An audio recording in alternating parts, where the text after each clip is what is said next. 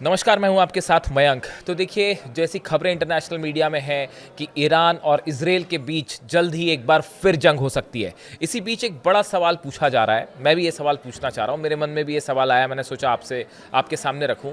क्या होगा अगर ईरान ने एक साथ 2000 बैलिस्टिक मिसाइल्स इजराइल पर फायर कर दी? तो ये सवाल सिर्फ मैं नहीं पूछ रहा हूं, ये सवाल इंटरनेशनल मीडिया में भी चर्चा का मुद्दा बना हुआ है कि अगर ईरान ने एक साथ 2000 बैलिस्टिक मिसाइल्स तेल अवीव पे इजराइल पर फायर कर दी तो उसका अंजाम क्या होगा। देखिए, न्यूयॉर्क टाइम्स में खबर छपी, आपने पढ़ी होगी या आपको जानकारी होगी, वीडियोस में आपने देखा होगा। न्यूयॉर्क टाइम्स के हवाले से ये खबर आई। इसमें कहा गया, in a preparation for the next war Tehran has greatly increase its missile production, working round the clock in hope of being able to fire 2000 at once to overwhelm Israeli defence, not 500 over 12 days. Ali Vaez हैं, ये Iran के project director हैं at the International Crisis Group. इनकी तरफ से ये बयान आया, न्यूयॉर्क टाइम्स को इन्होंने ये बयान दिया और इसमें इन्होंने ये कहा कि ईरान ये तैयारी में लगा हुआ है कि अगर अगला युद्ध होता है, इजराइल के साथ जंग होती है, तो ईरान एक साथ 2000 बैलिस्टिक मिसाइल्स इस बार इजराइल पर फायर कर देगा। जो 12 दिन की जंग हुई थी, हमने उसमें देखा जैसे दावे हुए कि करीब 500 मिसाइल्स जो हैं वो फायर की गई। जो उस समय जो दावे हो रहे थे कि करीब 512 दिन में ईरान की तरफ से 550 बैलिस्टिक मिसाइल फायर की गई, इस तरह की बात सामने आई थी। अब इजराइल की तरफ से क्या दावा किया गया, अमेरिका की तरफ से क्या दावा किया गया। इजराइल और अमेरिका ने यह कहा कि करीब 550 बैलिस्टिक मिसाइल ईरान ने 12 दिन में फायर करी, जिसमें से हमने 85 से 90% मिसाइल रोक दी। यानी आप अगर हिसाब लगाए तो मोटा मोटा करीब 48 मिसाइलें, ये दावा था इजराइल का कि ईरान ने 12 दिन में 550 मिसाइल फायर की, उसमें से सिर्फ 48 मिसाइल हैं वो इजराइल पर गिरी। ये इजराइल का दावा था, ये अमेरिका का दावा था। लेकिन आप सोचिए, जो तबाही की तस्वीरें इजराइल से आई, तेल अवीव से, हाइफा से, अशदोद से, इतनी बड़ी तबाही अगर सिर्फ 48 मिसाइल से हो सकती है, आप खुद सोचिए। अगर मान लेते हैं हम, चलो मान लेते हैं हम कि इजराइल और अमेरिका का दावा सच है कि जो है वो 550 मिसाइल्स फायर हुई 12 दिन के दौरान, जिसमें जो है सिर्फ 48 मिसाइल गिरी।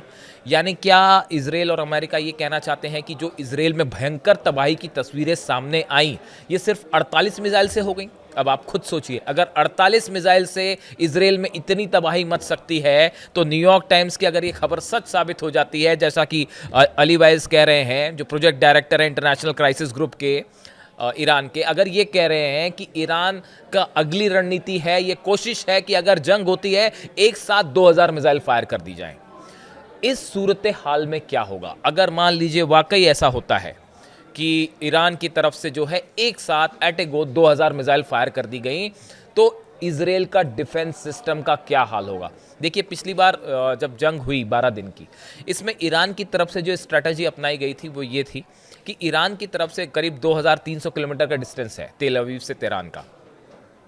ईरान की तरफ से पहले कई सारे ड्रोन्स फायर किए जाते थे और उसके पीछे एक साथ कई सारी मिसाइल्स छोड़ दी जाती थी। 50 मिसाइल फायर कर दी आपने, जो है 50 ड्रोन फायर किए, पीछे 50 जो है बैलिस्टिक मिसाइल्स फायर कर दी। इसका नतीजा ये हो रहा था कि जो 4 लेयर डिफेंस सिस्टम था इजराइल का, वो इसको रोकने में नाकाम हो रहा था, वो इसमें उलझ जा रहा था। चाहे डेविड स्लिंग हो, चाहे थार्ड हो, चाहे आयरन डोम हो, चाहे पेट्रियट हो, ये सब के सब सिस्टम एक साथ जब मिसाइल्स फायर होती हैं तो उनको रोकने में नाकाम साबित हो रहे थे और इसी का नतीजा था वो जो मिसाइल गिरने की तस्वीरें आ रही थी। देखिए, ये वर्ल्ड क्लास डिफेंस सिस्टम है, इसमें दो मत नहीं है। थार्ड अमेरिका की तरफ से दिया हुआ है, पेट्रियट है, आयरन डोम है, डेविड स्लिंग है, एरो है, 5 लेयर, इनफैक्ट 5 लेयर की डिफेंस सिस्टम जो है वो ईरान ने भेज दी। और हम आंकड़े चलिए इजराइल के ही मान लेते हैं कि सिर्फ 48 मिसाइल गिरी। तो क्या आप ये कहना चाह रहे हैं कि जो तबाही की भयंकर तस्वीरें आई, जिसके बाद ये कहा गया कि आखिरी में हालात ये हो गए थे कि इजराइल की मिसाइल्स, डिफेंस मिसाइल्स थी, वो खत्म हो गई थी और मजबूर होना पड़ा फौरन सीज फायर घोषित करने के लिए? अगर ऐसा नहीं होता तो शायद इजराइल में और कहीं भयंकर तबाही मच जाती। इस डर से जो है वो तुरंत सीज फायर का अनाउंसमेंट करना पड़ा, दौड़े भागे। अब अगर मान लीजिए 2000 मिसाइल फायर हो जाती हैं तो क्या होगा? उस हालात में क्या ये जो डिफेंस सिस्टम है उसका क्या हाल होगा? क्या वो उसे रोक पाएगा? बड़े सारे एक्सपर्ट इस बात को लेकर कह रहे हैं कि ये एक बड़ी चुनौती खड़ी हो गई है इजराइल के सामने। देखिए, ये जो दावे हो रहे हैं, ये दावे क्यों हो रहे हैं कि फिर से जंग हो सकती है? इसकी बड़ी वजह क्या है? इसकी बड़ी वजह है ईरान का न्यूक्लियर एनरिचमेंट प्रोग्राम, जो कि बिल्कुल साफ कह दिया गया है। अली खामेनी साहब की तरफ से भी कह दिया गया है, ईरान की तरफ से भी कह दिया गया है कि अमेरिका से कोई बातचीत नहीं हो रही है और दबाव में कतई कोई बातचीत नहीं होगी। हम अपना मिसाइल प्रोग्राम किसी कीमत पर नहीं रोकेंगे। एनरिचमेंट जो है वो भी जारी रहेगा, उसे नहीं रोका जाएगा। और अब तो खबरें इस तरह से भी हैं कि पिकेक्स माउंटेन जो है वहाँ पे शिफ्ट हो गया है, पूरा न्यूक्लियर प्रोग्राम जो है वो अंडरग्राउंड चल रहा है, नए ठिकानों पर चल रहा है। फोर्दो, नतांज और इस्फहान तो अलग है, उसको छोड़ दीजिए। तो इन सूरत में ये मानना है इजराइल का कि ईरान का अगर न्यूक्लियर एनरिचमेंट जारी रहता है, जैसे आईएईए के चीफ का दावा है कि जो है वो बहुत जल्दी ईरान जो है वो न्यूक्लियर बॉम्ब बना सकता है। 60% एनरिच यूरेनियम है, जिसको बढ़ा के 90% करना कोई बड़ी बात नहीं है। और इस सूरत हाल में 11 से 12 एटम बम फ़ौरन बना सकता है ईरान। इस हालात में अगर ये मिसाइल जो डिफेंस, असल में देखिए हुआ क्या हुआ, ये कि जो 12 दिन की जंग हुई, इस जंग में ना तो ईरान का न्यूक्लियर प्रोग्राम तबाह हुआ, ये दावा डोनाल्ड ट्रंप भले करें, लेकिन अब तमाम अमेरिका की ही एजेंसियां जो है, न्यूज़पेपर्स, मीडिया जो है वो ये सवाल खड़े कर रहा है कि क्या वाकई ऐसा है। और बड़ी सारी रिपोर्ट्स ये कह रही हैं कि वो तो एनरिचमेंट, जो यूरेनियम, एनरिच यूरेनियम था, वहाँ से पहले ही हट चुका था। सेंट्रीफ्यूजेस भी वहाँ से हटा लिए गए थे। ये भी बड़े दावे होने लग गए हैं कि नतांज, फोर्दो और इस्फहान में हमले के पहले ही जो सेंट्रीफ्यूजेस होते हैं, यानी कि अगर आप सरल शब्दों में समझें तो वो मशीन होती है जिसका इस्तेमाल यूरेनियम एनरिचमेंट में किया जाता है, जो तेज़ी से घूमती हैं, यूरेनियम को प्यूरिफाई करती हैं। वो मशीनें वहाँ से हटा ली गई थी पहले ही। इस सूरत हाल में ईरान अपना न्यूक्लियर प्रोग्राम कंटिन्यू है और वो कभी भी जो है एक न्यूक्लियर कैपेबिलिटी के करीब पहुँच जाता है। ये अलग बात है कि ईरान उसका अनाउंसमेंट करता है या नहीं, ये भी दो चीज़ें हैं। बड़े सारे एक्सपर्ट्स ये भी दावा कर रहे हैं कि हो सकता है ईरान के पास ऑलरेडी न्यूक्लियर कैपेबिलिटी आ गई हो, लेकिन वो उसका अनाउंसमेंट ना करे, वरना इसका रिएक्शन हो सकता है कि सैंक्शंस ऑलरेडी लगे हुए हैं, हालात और सैंक्शंस के लिहाज से खराब हो सकते हैं, इसलिए ईरान उसका अनाउंसमेंट ही ना करे। लेकिन दोनों ही सूरत हाल में अगर न्यूक्लियर वेपन ईरान के पास आ जाता है तो ये बहुत बड़ा डिटरेंस होगा, बहुत बड़ा झटका होगा अमेरिका और इजराइल के लिए। और इन सूरत में जो मिसाइल प्रोग्राम है वो एक नए डिटरेंस के रूप में उभर कर सामने आया है। जिस तरह से 12 दिन की जंग में ईरान की जो मिसाइल्स थी, इसने ये बात साबित कर दी कि सेजिल हो, फतेह 2 हो, ये जो मिसाइल्स फायर हुई, खुर्रम शहर 4 हो, आखिरी के 3-4 दिन में जो मिसाइल्स गिरी इजराइल के ऊपर, इसने ईरान के मिसाइल्स को एक नए डिटरेंस के रूप में स्टैब्लिश कर दिया कि ज़रूरी नहीं है कि आप न्यूक्लियर प्रोग्राम, अपना न्यूक्लियर वेपन ही ज़रूरी है, आपके पास एडवांस अगर मिसाइल्स हैं तो ये भी मिडिल ईस्ट में गेम चेंजर है। अब इसके बाद जो रिपोर्ट्स कह रही हैं, इसके बाद जो रिपोर्ट सामने आ रही हैं वो ये कह रही हैं कि ईरान में 24/7 24 घंटे तेजी से मिसाइल प्रोडक्शन हो रहा है और पहले जितनी मिसाइल्स का अनुमान लगाया जा रहा था उससे कई गुना ज़्यादा मिसाइल्स इस समय ईरान में बन रही हैं और 24/7 24 घंटे उस पर काम हो रहा है। अब देखिए, इसी बीच एक और रिपोर्ट जो यूरोपियन इंटेलिजेंस है उनके हवाले से खबर है।